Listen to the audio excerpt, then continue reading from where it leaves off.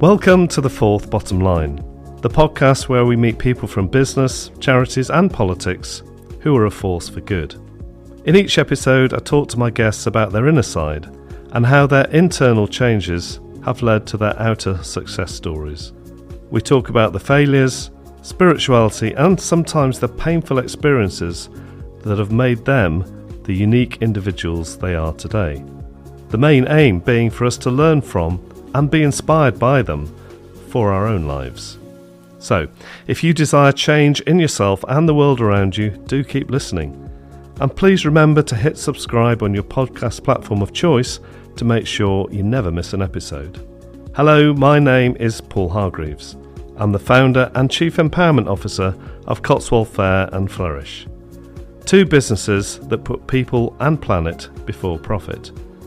In 2015, we became one of the first B Corps in the UK, and I've written two books, Forces for Good and The Fourth Bottom Line.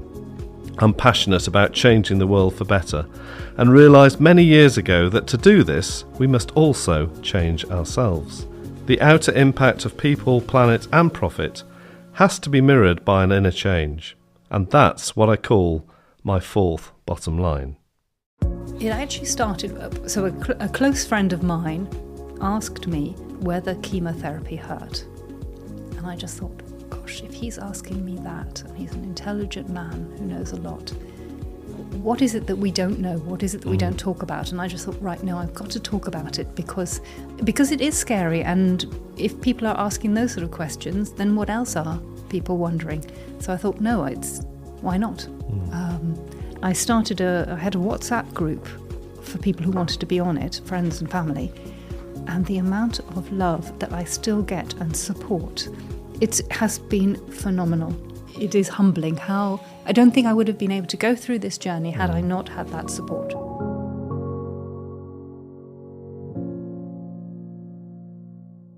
My guest today is Eudora Pascall. Born in Bonn and moving to Wales when she was 6 years old, Eudora later went to a Quaker boarding school. She studied business and languages across Europe and later did a Master's in International Studies and Diplomacy at the School of Oriental and African Studies. Eudora has had an eclectic career, which has included being a matron at her old school, setting up media offices for both Volkswagen and the Quakers, and campaigning for Oxfam, amongst much more. I've known Eudora after she retrained as a coach. She's helped create a great culture within my business, Cotswold Fair, and her coaching has been valuable for several people in my team.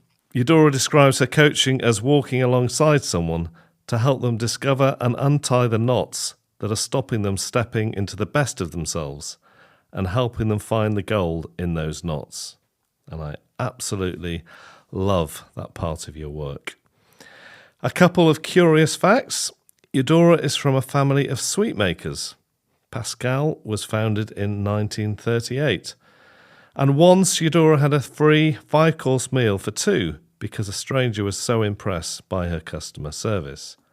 Eudora, welcome to The Fourth Bottom Line. Thank you. Thank you for inviting me, Paul. And interested to know about this free 5-course meal. What customers, were you front of house then? Or I was a student at the time and I was working in what they called a super pub. So basically a very, very large pub that would regularly, on the Holloway Road, so regularly, there'd be fights and so on. So you could kind of quickly hide behind the bar when that happened. And there was a little group of Italians, one of them being a chef who was working, doing an exchange program at the Lanesborough Hotel.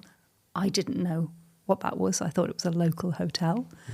And for whatever reason, he was very impressed by my service. And I went there. I was wearing very casual clothing because I didn't realise it was a posh affair. Oh, this was there and then, was it? You went straight in? Well, I went a couple of days later, but Google didn't exist. Right, okay. So I didn't really think that this would be a rather posh affair. And it was absolutely delicious.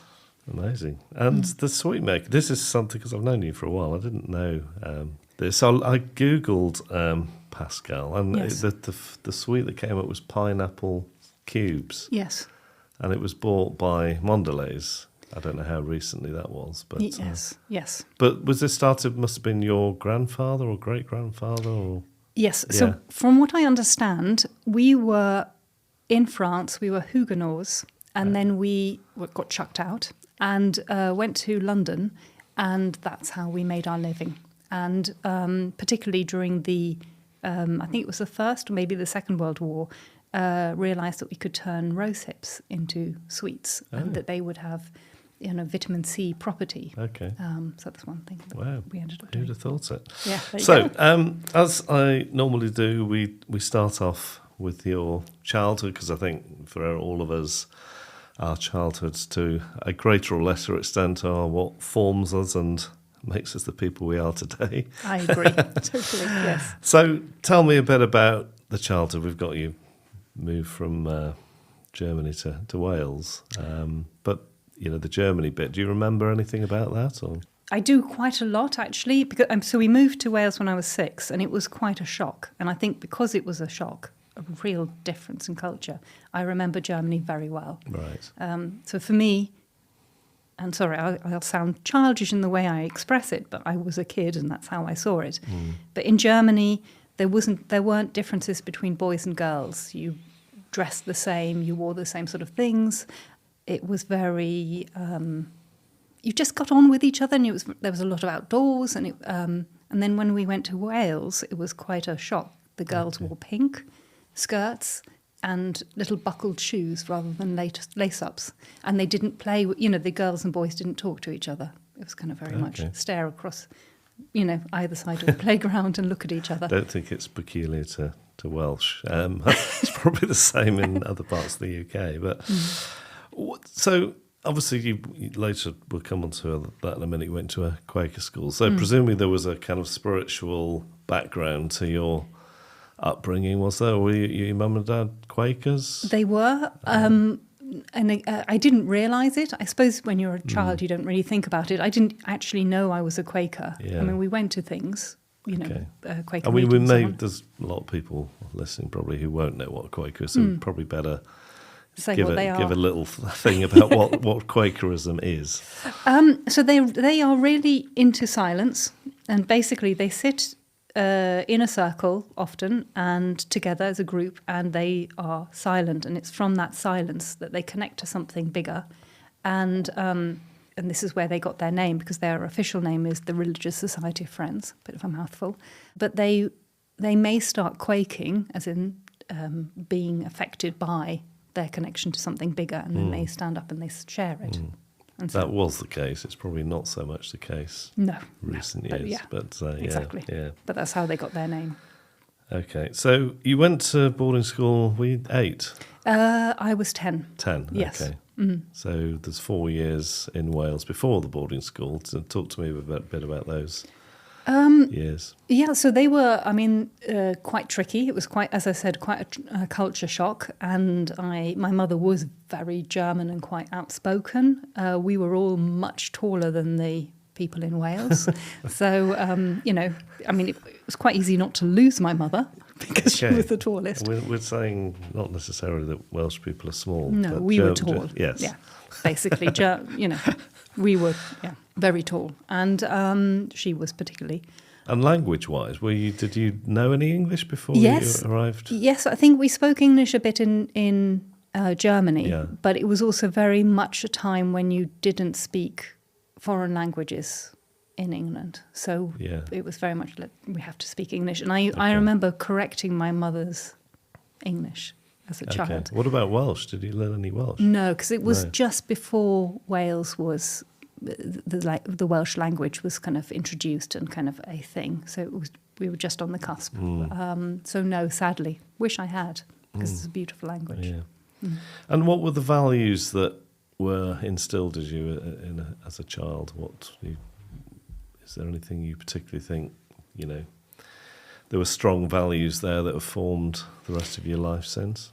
Well, in fact, actually, probably the biggest value that was formed, in fact, the biggest sort of how I live my life started when I went to Sidcot, to the Quaker school. And that was something that my headmaster at the time said, to all the teachers, which was treat the pupils who are here as though they already are the best version of themselves. And I remember when I first discovered that came as quite a shock.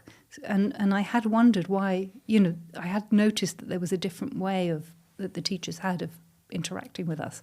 And I guess I used that as my sort of North Star. That's how I try to be with everybody I meet, to treat them that they already are the best version of themselves. Yeah, well, that's good, isn't it? I didn't get that. I wish we had that in schools I know, these days. I know.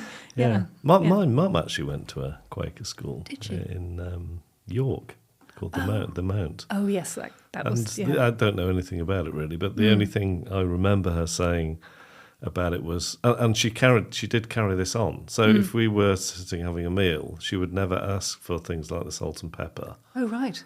Because at the school they weren't allowed to. You had to wait for other people to notice that you needed something and then pass it to you. Okay. Well, thankfully that was not the case in our school, because I would have gone hungry. But that's very interesting. But yeah. So I've had a ridiculous percentage of people on this podcast that have been to boarding school. I mean, it's more than 60% so far. How was it for you? Because most of the guests have had that experience, haven't enjoyed it. How was it for you? So I was there for 8 years. The first 4 were difficult. I mean, 10-year-old going to boarding school. That's older than many, actually. That's most people went at 8, I think. That's true. My sisters went earlier. Yeah, so I did miss home very much the first 4 years. I struggled.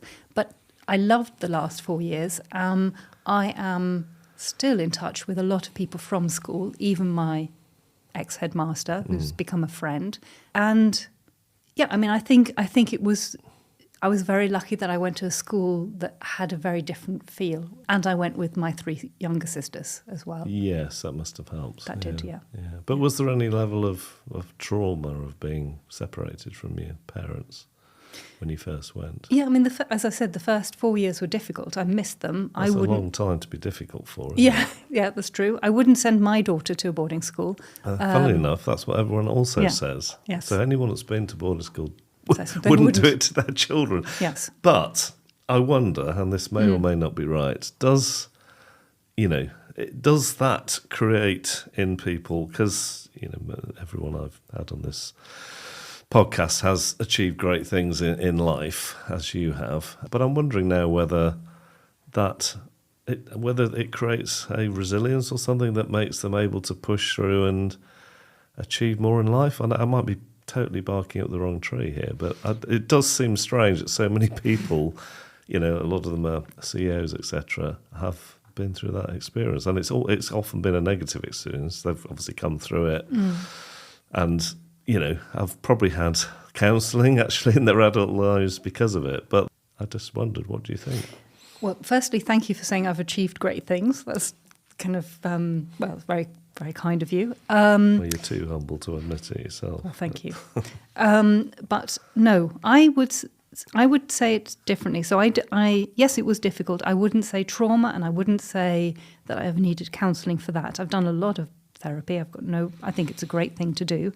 It wasn't actually very easy at home. I didn't realise it at the time, but actually going to boarding school for me was a lifesaver, because my experience was that it was a family, and I was seen for the first time as me, and accepted. And I think at different points throughout the time that I was there, I was given positions of responsibility, or I remember, for example, my house mistress, at one point, she turned to me and just said, "Eudora, it's probably good that you start getting yourself ready for bed now, because you need about an hour to potter before you go to bed." And I had never realised that about myself. It's something very minor, but she had already twigged, and she knew who I was. Yeah. So it's those sort of comments.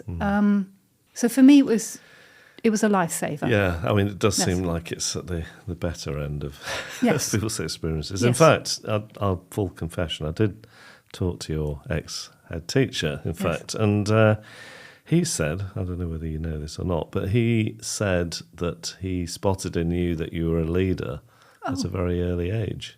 Gosh. Yeah. No, I did not know that. Wow, that's, well, So he sensed, I think, that it was part of his job to kind of nurture that in you. And in fact, he talked about, I don't know what these are, but he talked about BAT meetings, oh, yes. which was I don't know, what were they? Because apparently you were very good at leading these meetings and then drawing people out and then only saying what you thought a bit later on, which is probably a good leadership characteristic, isn't it?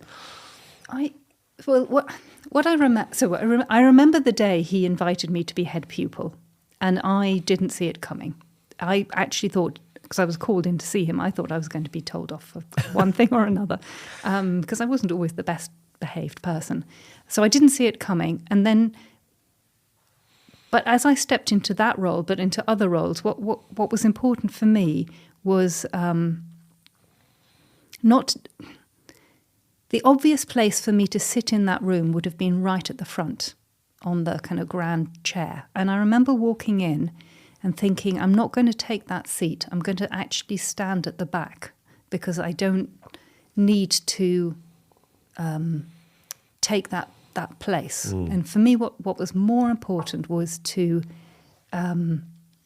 give everybody a voice so that they felt included and they felt like that they were seen and recognised, and then from that place together come and find, create that a decision, an outcome can be found.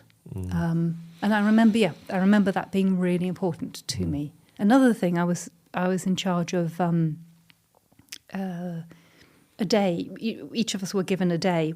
This is when I was younger, when I was a senior, for particular jobs to be done, and I realised that all the other days, the jobs were not being done properly because people would forget which day they were doing what.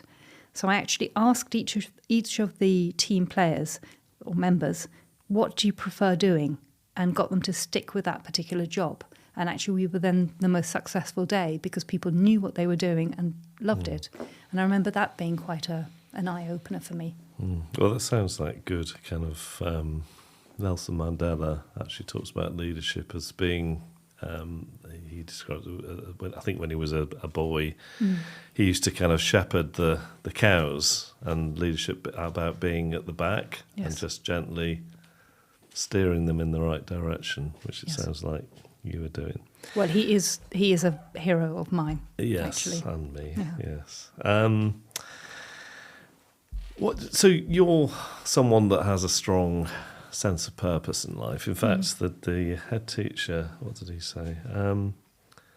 He saw in you that you had a strong sense of purpose to leave the world a better place. Oh, that's so lovely. So when did that? How did that arise? When were you aware of that? I remember being 6 years old and standing in our garden, sort of standing on a bit of a hill in our garden, and looking around and realising that I knew who I was and I understood the world, and I was comfortable with it.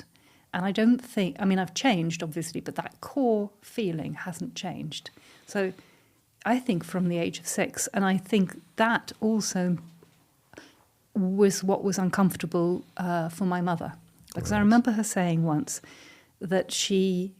I mean, I was the eldest, but she was quite disconcerted that I didn't need her. And I think I've always been just quite comfortable myself. And it didn't occur to me to be any different. So I think it's something I've always had, and I've never really... Is that why she sent you off to boarding school? Well, my sisters and I have often talked about it to try and understand why, but sadly my parents are no longer here, so we can't ask them. We've come up with all sorts of different thoughts about it, but which is very different to you and your daughter, actually, because I also talked to your daughter as part of the prep for this. You know that. And she described your purpose as bringing her up, which I thought was lovely, actually. The fact that she obviously feels that she's so important that you would probably change what you were doing in order to fully focus on her. I love that. Yeah, well, I did. Yeah. I mean, basically, I was really enjoying my career, really enjoying doing lots of different jobs and training and learning how to be a coach and that sort of thing.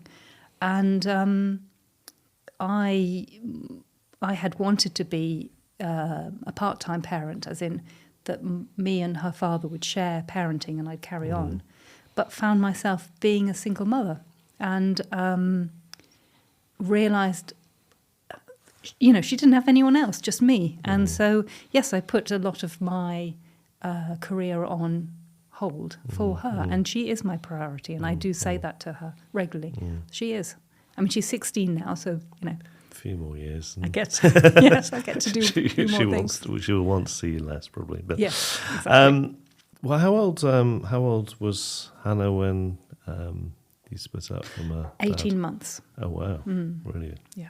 And was that really traumatic, or? There was a moment when she was about a year old that her father hadn't been very kind to me, but I'd put up with it. And then there was a moment when I asked just for a little bit of a break, if he could hold her. And the way he looked at her, I realised he was going to start doing the same to her. And I had this vision of, I just saw her as a teenager looking at me and saying, God, I'm so embarrassed. How could you let Dad treat you like a doormat? And I thought, oh my God, she's going to be a feisty teenager and I better sort myself out because I don't want to be a disappointment. And that I knew then I had to do something. And she's a feisty teenager and she's proud of me. And I am so relieved because that's, hey, what do we want? You know, that our children are proud of us, I think. Yeah, it must have been difficult, though, even with such a young... Yes, it is difficult, but you do the right thing. Did you feel any sense of guilt or failure? Yes, for many years, and I did a lot of therapy around it and blamed myself. But at every turn, and in a way I'm kind of grateful for her father for this, at every turn he was not helpful. I remember a year after we split up, he said to me, would you like to get back together? And I said, there are two reasons why I don't want to get back together with you, and that's how you treated me before we split up and then how you've treated me since. But what he did do was he helped fuel my anger, which really, I have to say, is quite a strong energy to kind of get up and make things different. So I just did. And yes, it was hard, but you do. Yeah, I mean, for me, I'm divorced, as you know, and Yes. I think it was, apart from my first driving test, it was, which wasn't that important, it was the first big thing that had failed when my marriage broke up, and this was 19 years in, I think. And it was that sense of failure I carried for many, many years, actually. Also huge amounts of guilt, and it wasn't, it's obviously there's always two sides to it, but it was not my decision to break up. But it took me years to get over that, actually. But I think the big thing now is, and there's lots of other things like that we've been through those things which feel horrendous at the time. Yeah. But now, looking back, I think, well, actually, I'm the person I am now because of those times, and actually I'm doing stuff now that I couldn't have done without those difficult times and traumatic times in your life. Would you feel the same? Yes, I did feel the same. Recently, I've been able to speak to my daughter about it, and she has said, no, it was the right decision, which has been helpful. But also, I mean, a couple of weeks ago, I went on a vision quest, because I'm always doing lots of training and trying to, self-development work. You won't explain what a vision quest is. So a vision quest is, I mean, for all you introverts out there, I think you'd find it heaven. Extroverts, probably not so. You basically get a little tent and you go away on your own. I mean, it's, held and supported by people, but you basically have a little area that's yours, your tent and then your surrounding area, and you spend, however long, 5 days, in that area, eating very little and being on your own with your own thoughts and doing some different sort of processes that they tell you to do. This one was all about looking at the past and the decisions you made. And it kind of helps you get some clarity. Okay. But you don't see anyone else the whole time? No, basically. Really? Yes. I mean, there were people who walked past, but you had to always keep your eyes down. So 5 days where you don't look at human faces is quite... I'm an introvert. I absolutely enjoyed it, but trickier for some I mean, the others. Quaker background might have helped a bit. Yeah, with I this, reckon so. suppose. Yeah. Yeah. Yes, liking a bit of silence. Have you done this kind of thing before? No. But so my first rodeo, but I enjoyed it. And what I saw in it, because it was 5 days where you look at your past and you draw pictures of your past and all of that. What I saw was, there were these challenging moments, and the breakup being one of them, but also recently I've had cancer, so that's been a tricky one. That it is in the challenges that we find, and that's what I talk about in my work. It's in the challenges, it's in our wounds, in our knots that we find the gold, and we know what we're made of from those moments. Well, yes, and again, lots of people have been on the podcast that also would agree with that, because 90% of them have all been through really difficult times and come out the other side, and if they could choose to have those times again, they would, despite them being terrible at the time, because they know they've come out. There's, do you know the Japanese art of kintsugi? I think I've heard. It's when of there's a broken pot, and absolutely, they put it back together, and gold which fills is beautiful. I love that. I do. Yeah. Yeah. So it's similar to what you're talking about with the knots, isn't it? Yes. So I did want to get onto the cancer, because you were very open on your cancer journey. In fact, you had a newsletter, didn't you, that you shared with people who wanted to know more. Tell me about that and why you chose to, because a lot of people, actually, a couple of people I know, are very private about it. Tell me about why you wanted to talk about it so openly. Yeah. Well, it actually started, so a close friend of mine, as I was sort of starting the journey, asked me whether chemotherapy hurt. And I just thought, gosh, if he's asking me that, and he's an intelligent man who knows a lot, what is it that we don't know? What is it that we don't talk about? And I just thought, right, no, I've got to talk about it, because it is scary. And if people are asking those sort of questions, then what else are people wondering?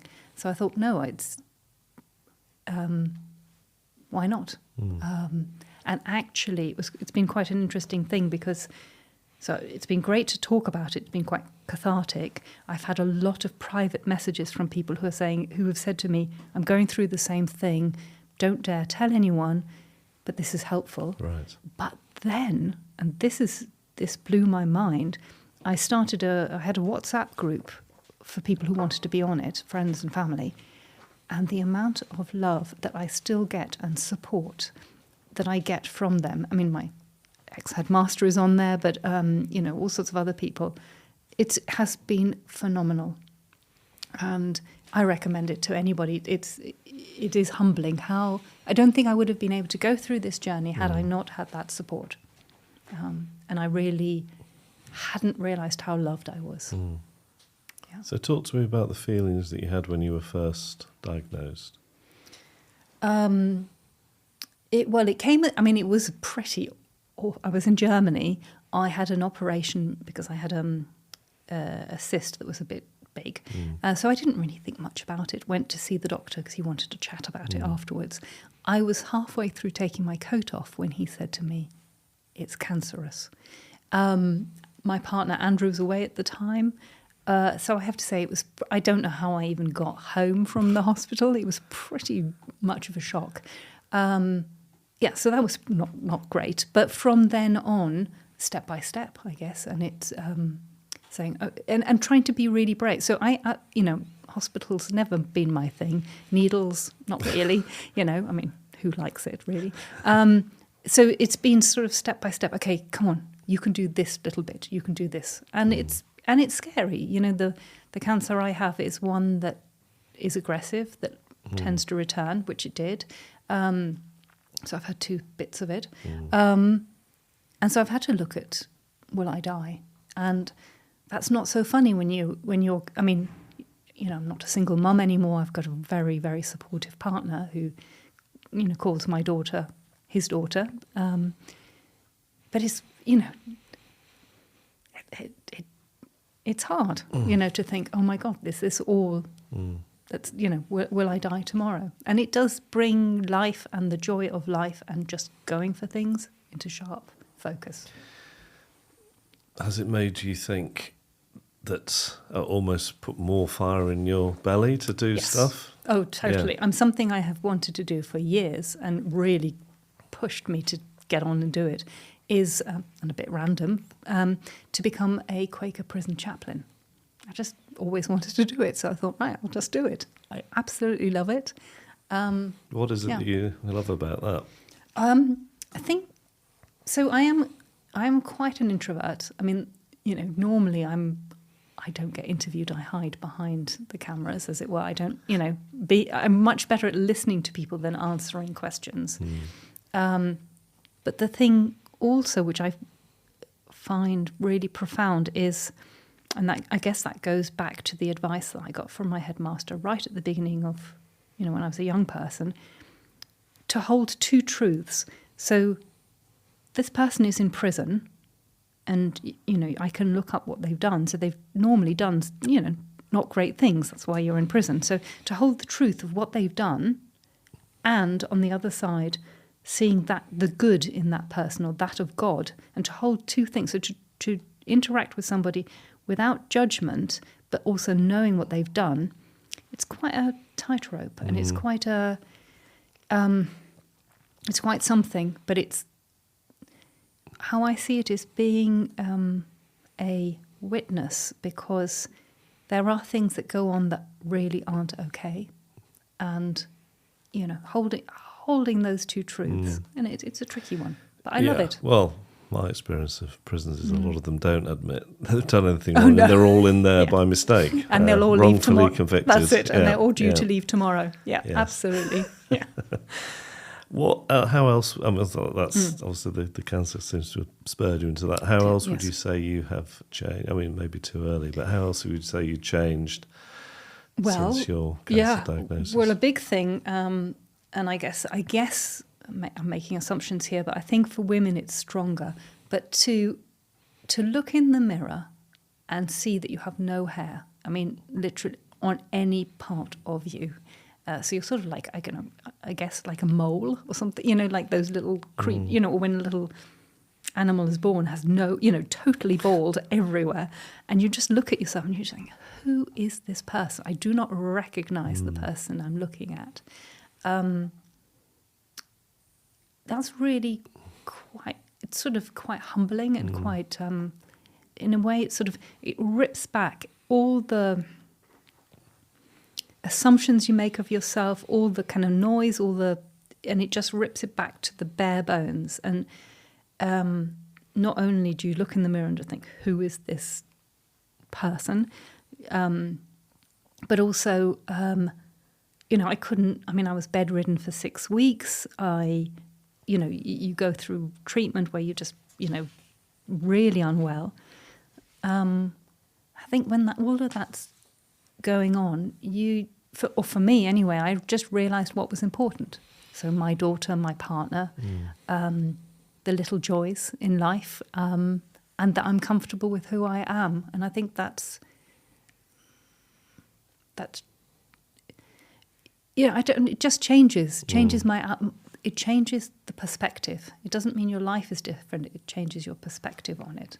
So, for example, getting into dates, it's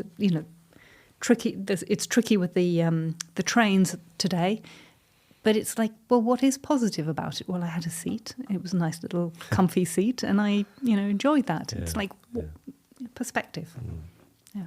So the hair seems to have grown back very well. What did you do? Did you have a wig or? No, I had thought about it, and I have to say I had a great, the thing is, with cancer, it's not funny, but you might as well have a bit of a laugh about it. So I went and tried on wigs, and that was quite funny. But the NHS sadly don't offer the wig. The wigs really do look quite fake. So I couldn't find one that really worked, but also It felt like a lie. So I just didn't. Can't you have a cold cap on your Yeah, I did head that. and Yes, that didn't yes. work then? Well, apparently, so it basically slows down how much you lose. Okay.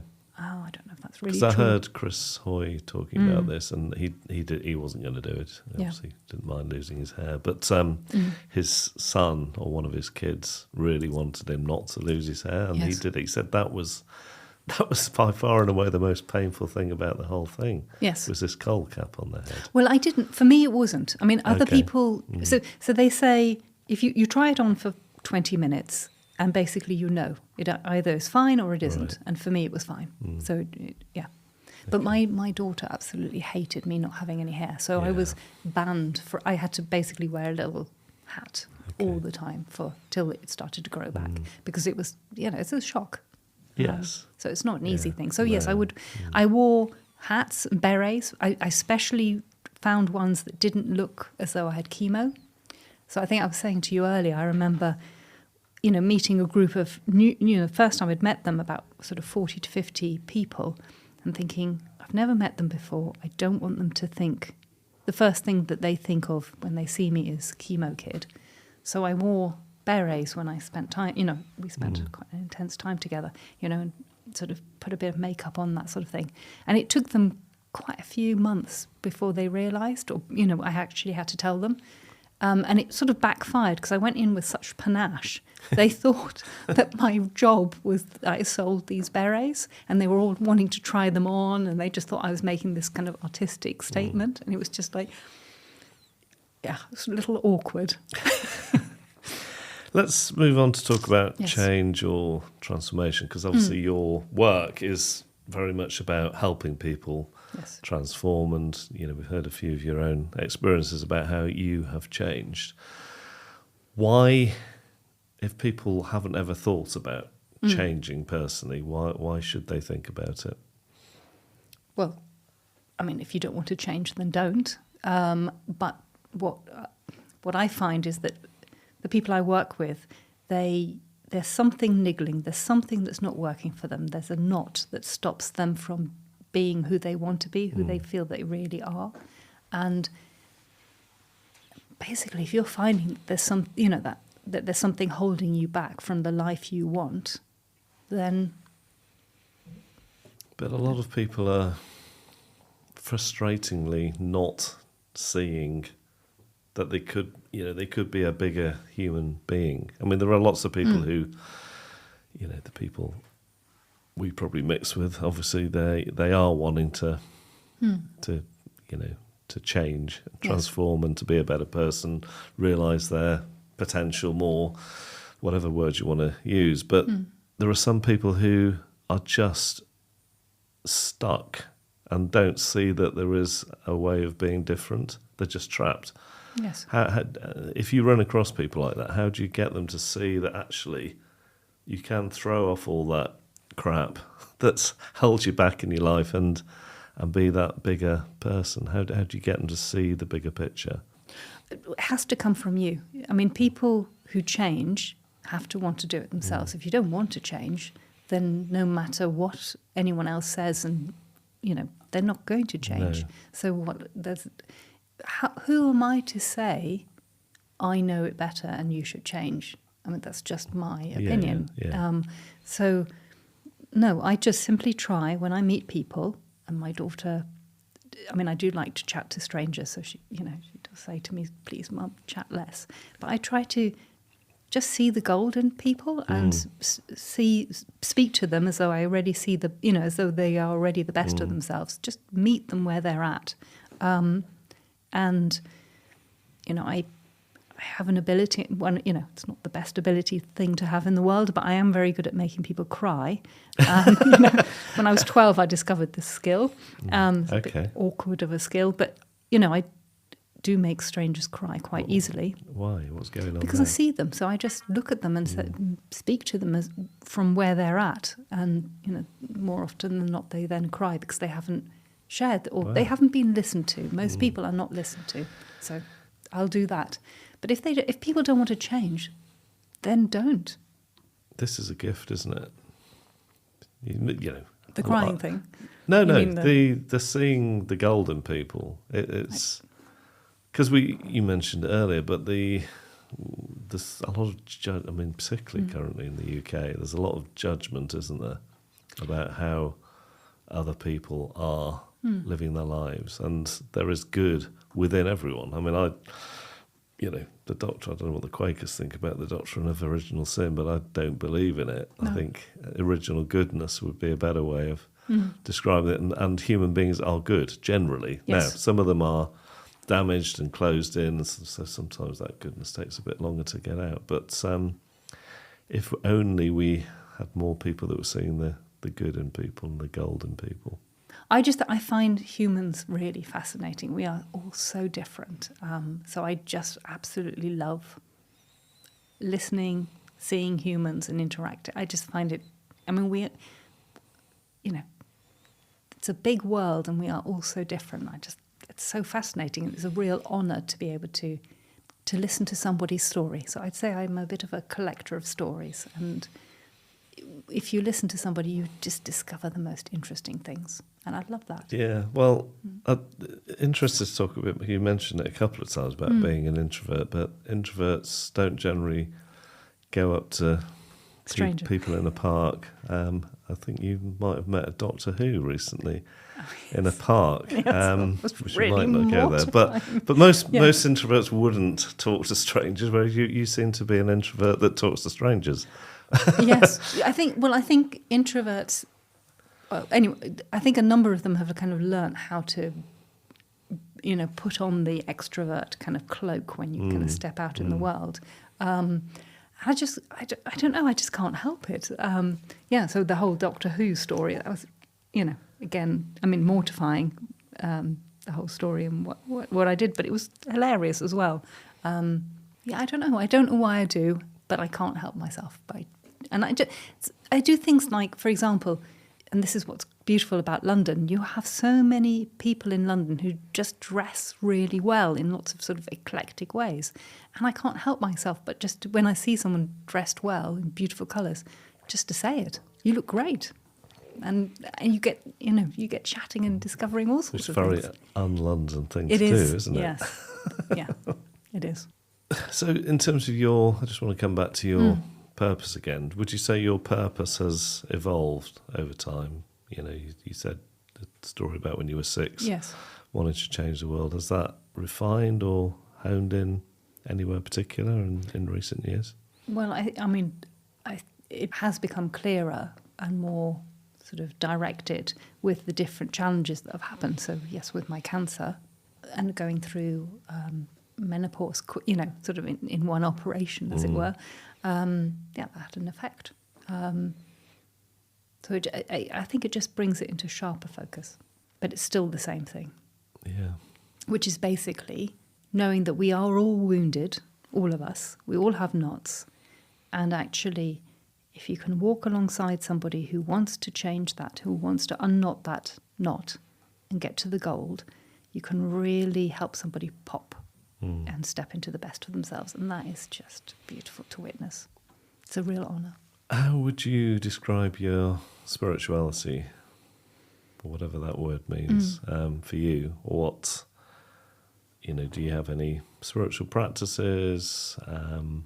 What is it that we would say? I mean, presumably you would call yourself a spiritual person, would you? Yes. And what does that word mean for you? Well, I mean, I thought this was normal, and I've realised it isn't, but I just have always felt connected to something bigger. And I took it as, I thought everybody had, that was a normal way, but I just am, especially when I'm out in nature, I just feel connected to something bigger, and I spend a lot of the time in awe and wonder just thinking, wow, what an amazing place we live in, what an amazing world. And I really do like silence, and the older I get, the more I like that, sort of sitting in that stillness. I feel very connected to something bigger. So I do have a spiritual practice, and the older I get, the more, I guess the more I meditate, the more I like that silence, the more I like connection to nature. Yeah. Well, a lot more people seem to be meditating now than they used to. So if someone's listening to this, they've heard, might know some of their friends that meditate and they've been scared to ask them. How would you encourage someone to start and try it? What's the best way of doing that? I think if you understand the point of it, because I think some people sort of meditate just because it's kind of, they think that's what they should be doing, and then, but why meditate? What's the point? I think the point is that in a world that's really busy and noisy, and you don't always know what you think, and you don't know what's going on, meditation or silence or a bit of quiet to check in with yourself and then check in with something bigger just gives you that stillness and that clarity, and it helps you kind of have a pause before you respond. So this may come as a surprise, but I would say that most prisoners are in prison because when something has happened, they have responded immediately without reflection. And actually, the more we can have that pause, the more we can choose how we respond. And then we can choose who we want to be in our response. Is meditation easier for introverts, would you say, than extroverts? I'm not an extrovert, so I don't know, but I'm imagining so, in the sense that you have to be comfortable with silence and you have to be comfortable with yourself, because meditation is going inward. So you need to be comfortable with that. And would you say that the world is more suited to introverts or extroverts? I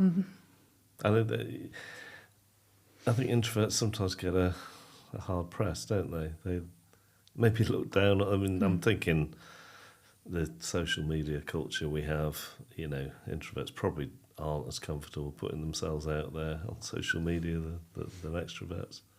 I think the beauty of the world at the moment is that we are free to dress the way we want. In most places, we are free. There's a lot of freedom. We can dress or behave or be who we want. There's a lot more freedom than we've ever had previously, and that whatever we are, whether we're introverted, extroverted, male, female, whatever, there is more of a freedom to kind of work out who you are and to navigate it the way that suits you.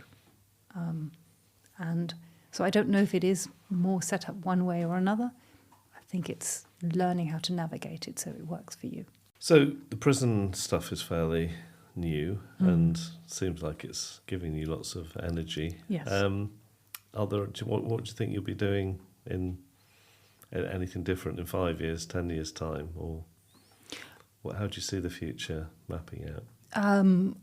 I think that I'll be doing more of that, doing more prison work if I'd love to, but also I will continue to work with groups and individuals on helping people discover their gold, because I just love doing that. So will it change? The world is full of surprises. Who knows what's going to happen in 5 years' time? But I know I love those things. So I think I'll be doing more of that.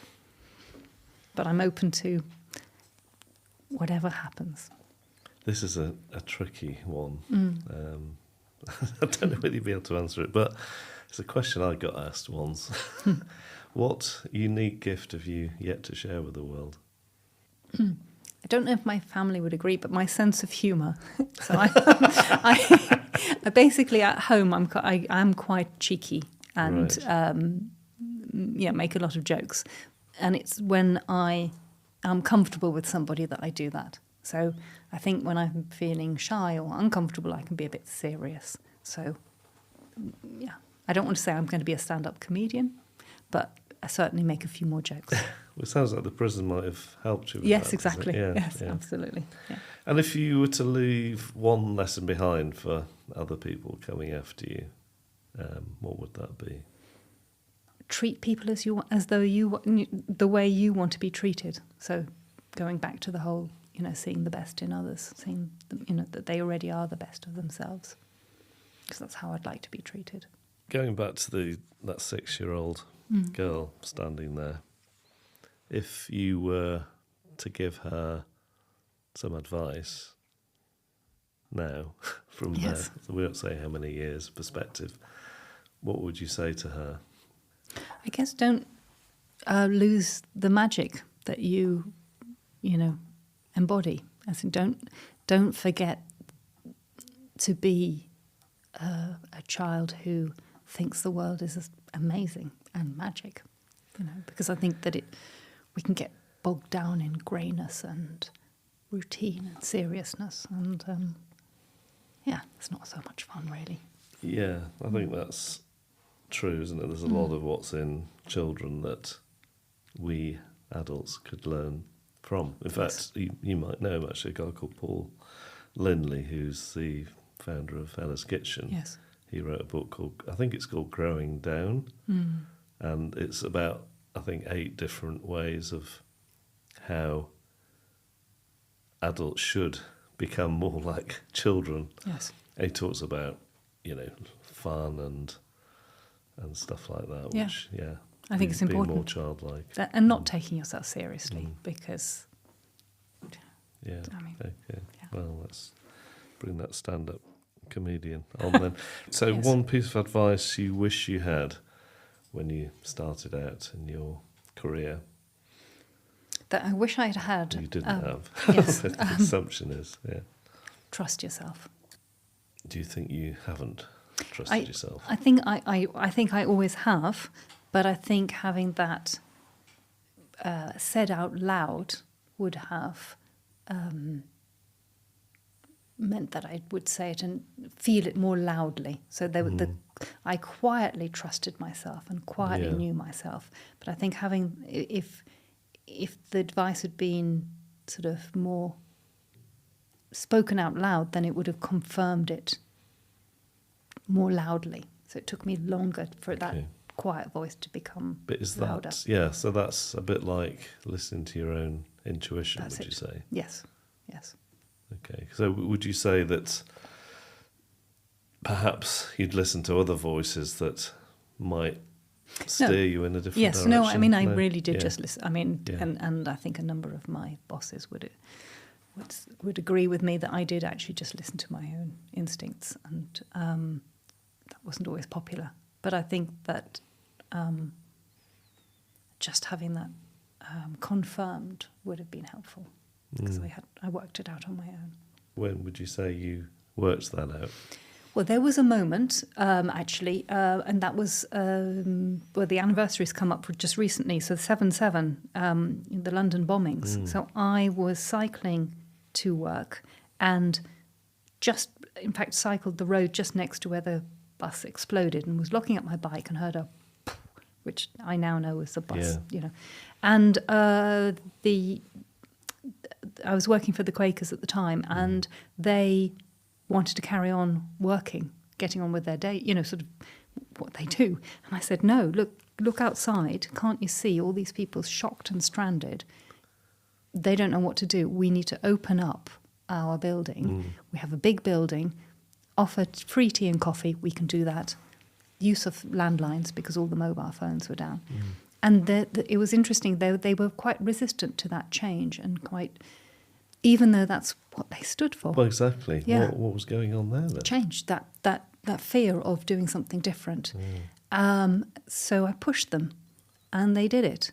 And they still talk about it today and how it transformed them. And there are, the amount of letters, that the Quakers got. It just was a big change. But no, I think I remember at the time hearing about it, because I know exactly where that building is, actually. It's on Euston Road, isn't it? Yeah. Yeah, and I was the press officer at the time, and I just knew this was the right thing. We had to do that. It was just, that's what Quakers stand for. But it was interesting seeing that resistance to doing the right thing. And that confirmed, no, Eudora, you need to speak out. You follow your instincts and go for it, because that was the right thing to do. And did they get that straight away, or did some of them need persuading? It took them a while, but then when they did it, and we had senior staff sort of manning the phones and in reception and so on, and it has transformed them, and they still talk about it today. Yeah. Okay. And the second question is a piece of well-meaning advice that you've chosen to ignore. Yeah, this one's a tricky one. So I was in a conversation with a senior HR manager, male senior HR manager, and he turned to me and said, "Stay in the shallow end, Eudora." And I have to say, I have not stayed in the shallow end. And many years later, I did talk to him about it, and he was rather embarrassed by his comment. But it did spur me on to say, no, I'm not going to do that. And I'm not going to listen to somebody who I had up until then respected.